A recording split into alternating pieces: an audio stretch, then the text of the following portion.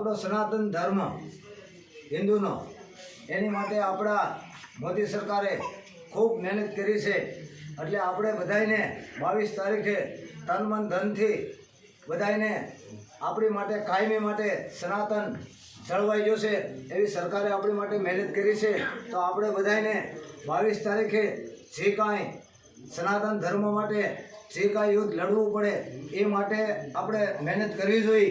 તો ઘીરે ઘીરે સનાતન ધર્મના જ્યોત જગાવવાની, દીવા પ્રગટાવવાના અને કોઈને રંગોળી પૂરી હોય તો રંગોળી પૂરવાની. બાકી કાંઈ ન થાય, વડીલો હોય એને જય શ્રી રામ ધીરે ધીરે બેઠા બેઠા મનમાં લેવું એટલે આપણો સનાતન ધર્મ જળવાઈ જાય. અને અહીંયા ભજન મઢી તરફથી 22 તારીખે અહીંયા અખંડ ધૂન 24 કલાક 22 તારીખે રહે અને ગામમાં તન મન ધનથી ધારી તાલુકા આખાને તન મન ધનથી જોડાવાનું.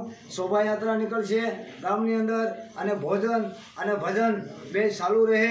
આપણો સનાતન માટે આપણો જળવાઈ જાય એ માટે અમારી સંકટ મોચન હનુમાનજી તરફથી પ્રાર્થનાઓ છે કે બધા તન મન ધનથી જોડાઈજો, આપણો સનાતન ધર્મ જળવાઈ જાય એ માટે આપણા હિન્દુને ખાસ રહેવું અને જરૂરી છે. ક્યારેય તમારા ઘરની અંદર ક્યારેય કોઈ દાદો સંકટ નહીં આવવા દે એવી ભજન મંડળ તરફથી મારી રસિકગીરી બાપુ તરફથી તમને આમંત્રણ છે બધાને તન મન ધનથી. એટલે બધાય પ્રેમથી ધારી તાલુકાના ખાસ આમાં જોડાજો. ધૂન લેવા એવા ધૂન લેવા માટે આવજો અને શોભાયાત્રામાં ખાસ બધાય તન મન ધનથી જોડાજો.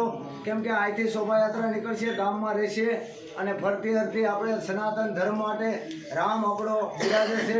આપણો સનાતનનો ઈષ્ટદેવ રામ કહેવાય અને મોદી સરકારે ખૂબ મહેનત કરી છે. એટલે આપણે બધાને રહેવું. ઓમ નમો નારાયણ. જય દશનામ. જય શ્રી રામ.